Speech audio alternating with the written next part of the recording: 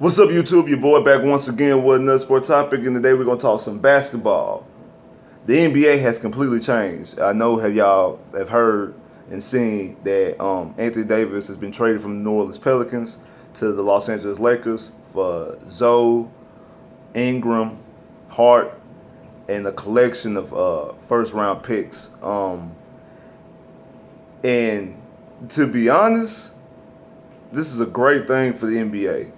Um, I said this to one of my coworkers the other day. This is probably it had to be so Monday or Tuesday rather, because it was after Game 5 when Kevin Durant suffered his tore Achilles. I'm like, the NBA has changed, and then it completely blew up when Klay Thompson tore his ACL, because what they did, that basically just opened the floodgates for all the NBA teams, because we constantly have conversations. I know there's plenty of people on this boat. I'm one of these people who've been driving this ship, saying that the NBA was ruined the moment that Kevin Durant went over to the Golden State Warriors.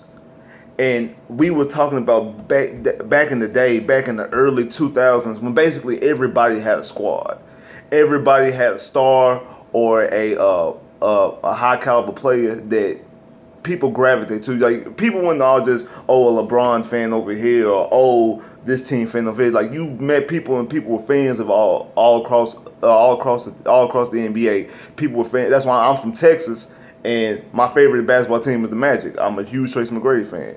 You had people who were Rockets fans with Steve Francis and Tim Mobley. And of course, the Lakers with Shaq and Kobe, Dirk Nowitzki in Dallas.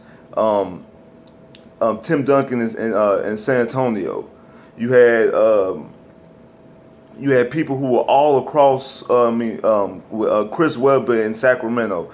You had people who were all across the NBA. Iverson in the 76ers. Like, people, Vince Carter in Toronto, and Jason Kidd with the Nets and things like that. So you had people who were all across in the early 2000s, early mid 2000s, who were fans of other teams, and they had a legitimate reason, because at any given year, you thought your team had a chance to do something.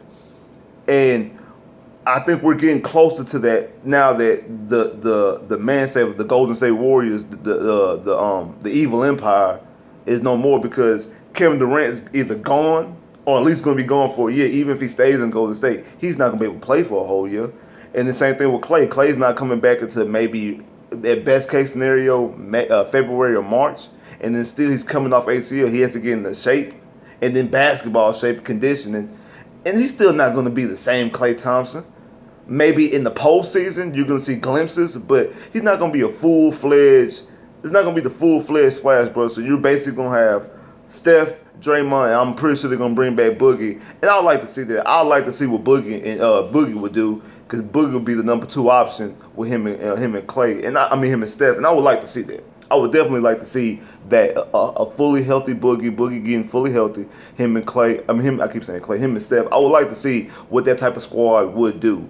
But what this does, this basically opened up the floodgates for everybody, and it made sense for the Lakers to do this decision. Now, in my humble opinion, I believe that if Kevin Durant doesn't get hurt, he goes to the Knicks, which I still think he's still going to go to the Knicks.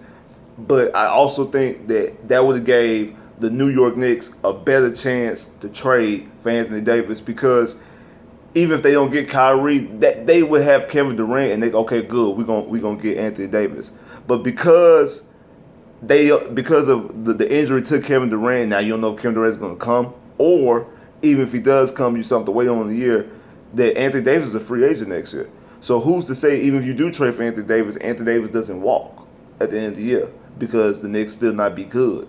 And if Anthony Davis walk, and then Kevin Durant doesn't come back to be Kevin Durant, then you would have lost out on your chance to have R.J. Barrett. So that's probably the shake of the dice that they weren't willing to roll on. And I get that, I understand that.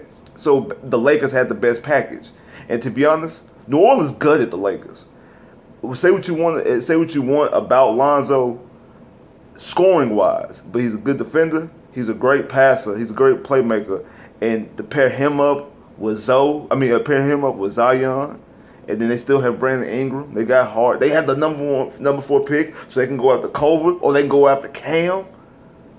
And then they basically got control of the Lakers picks for the next 4 to 5 years because the way the unprotectors and the protectors roll around, they basically have control, which means they have assets to either draft or assets to make other moves in the future. Also, they still got Drew Holiday to move if they want to. So New Orleans is in a great position going forward. The Lakers are in a position in the right here, right now, which at first, a week ago, I would say this wouldn't have made sense because, like I just stated, because Golden State is no longer Golden State because of the Kevin Durant and the Klay Thompson injury. This title is up for grabs. Anybody can win the title. Anybody can win the title. And speaking of that, let me apologize to all the Toronto Raptor fans out there. Yes, I was the one saying that y'all were the most vulnerable team in the Eastern Conference Final. I mean, in the Eastern Conference, out of the top 4 teams, I did say that. I was wrong. I admit when I'm wrong.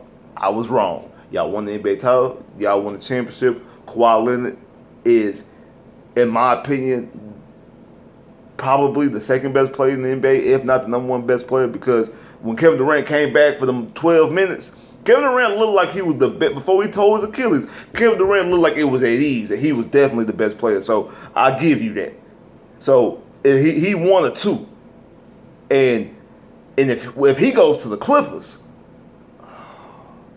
I might have to rethink this because that basically puts the Clippers at the favorite. Well, right now Toronto should be the favorite going into next year. But if wherever Kawhi goes to the Clippers, he should be the favorite. If Kawhi and Kyrie go to the Nets, they should be the favorite. So it depends on wherever Kawhi is the person right now who is swinging the pendulum of power. He's the one who's swinging the power right now, something that LeBron's normally used to doing.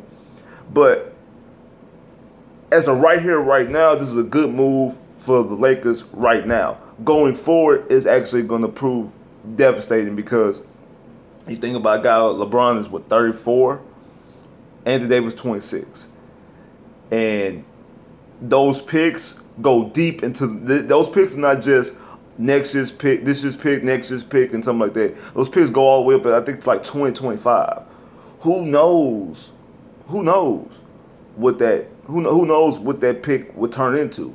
Who knows that might be a pick that the Lakers might be on the downswing again, and that pick turns out to be a high pick. And then the way the lottery rolls, who knows? All you gotta do is just get in the lottery. Remember, the Lakers were supposed to have the 11th pick in the draft and jumped up and got the 4th pick in the draft. So because of the way the lottery rolls, just to get inside the lottery is a good thing. I know a couple of them are protected, but once they have the protections on them, they start pushing them further back, which could be even worse because it might push back into a couple years it might push into a couple years that you be like, damn, I forgot we lost our pick behind that move. Because like the Magic, when they traded when they drafted Chris Webber and traded Chris Webber for Penny Hardaway in '94, in the '93 draft, one of those picks turned out to be Mike Miller that was in the 2000 draft. That's 7 years later. So you had a 7-year gap, and we got Mike Miller because of the Penny Hardaway trade, because of the Chris Webber Penny Hardaway trade back in '93, and in 2000 that pick turned into Mike Miller, like that because of the way the picks kept getting pushed back and pushed back and pushed back. So that could prove something wrong for the Lakers, that there may be a pick that they might eventually need, but it's going to turn out to a benefit for New Orleans. Like I said, now New Orleans got assets. They can go young, and they now have assets they can use to go trade to get other players and acquire other players in the future because those picks are so far down the line. And this is the second time that the Lakers have traded a number. Well, actually, it'll be the third one. This is the third time they've traded a number 2 overall pick. They've already traded D'Lo, which I hope eventually he becomes the Orlando Magic, and we see him blossom to an all-star. Now we're gonna see about Brandon Ingram. I know he got the blood clot situation. We're gonna see. Hopefully he's healthy. Just on a period. I just hope he's healthy. But you want to see what he does because he is supposed to be presented as the type of scorer like Kevin Durant able to score all the way, he plays at the same similar body type and able to score all around the court. And then also about Lonzo. Lonzo might not be an offensive juggernaut, but the way he can pass the ball, the way he can set up plays, the way he can play defense. And remember, there's a reason why it's only been done twice. Two players on the same team get a triple double in the same game with him and LeBron. So he has capability, and I think that it was giving up on him too premature just right now, just to give up on him too premature. But like I've been saying all along, when it comes to the Magic, when you have an opportunity to upgrade, you do it. But sometimes when you got gut your team, it might be cause for pause. But I do understand the logic of trying to go ahead and get the big fish, pair him up with LeBron, because if you win a title next year, if the Lakers win the 2020 title and then don't make the playoffs for another 4-5 years, that's worth it because it comes with a championship. Just like if Kawhi leaves and Toronto does not do anything, it was completely worth it. First time got a title. So anytime you can get a chip, it's always worth it. So we're going to exactly see what's going to happen. Again, I can't stand the Lakers franchise. To be honest, that's the franchise I hate the most. So I'm speaking not from a place of hate, but I just can't stand that franchise. And I hope that the move blows up in their face. I truly do. I'm not going to lie. I'm going to be 100%. I hope this blows up all in the Lakers' face. I really do. But I understand the move, and it was a good move for New Orleans. I think New Orleans got a great deal because, you're going to get rid of Anthony Davis anyway, and you have a collection of young talent, and I'm pretty sure they're going to draft Zion #1. That was the biggest thing that happened to them, was them getting the #1 pick by themselves, because they were under the impression more than likely that they was going to have to trade Anthony Davis to get Zion. Now they get Zion and still able to get other assets with it, and you pair them up with a young squad. You pair them up with a point guard.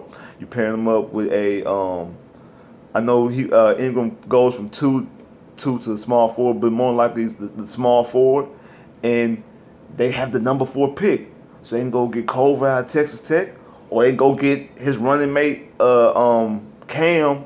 And to be honest, Cam was my favorite player of Duke because I'm a Duke fan as well. Cam was my favorite player of the three of RJ Barrett, Zion, and Cam. Cam's just too inconsistent. I kind of wish Cam would have stayed one more year in school, but I understand why. And I think his draft stock dropped because at one point Cam was looked at as the fifth prospect. Now they got him going to 8th. So I would like to see if he doesn't get drafted by New Orleans, I would like to see him get paired up in Atlanta with Trae Young. I would like to see that. I'd like to see that backcourt of him and Trae Young in the backcourt as well. But I think New Orleans is in a real good spot going forward, and them trading Anthony Davis might be the best thing for them because I think they're going to be in a real good spot. And like I said, the NBA has changed because now it's wide open with the injuries with Golden State, and now that Anthony Davis has moved on to the Lakers. The NBA is going to be completely wide open. This is about to be a very, very exciting. This is probably going to be one of the best complete NBA seasons that we've seen in the past 6 years since Golden State became an unbeatable force. So yeah, this is going to be a very good season coming up, in my personal opinion. A very interesting summer to see exactly where Kyrie goes and things like that. Like, share, subscribe if you haven't. Comment below if you haven't. Click that bell, get more videos. I holla.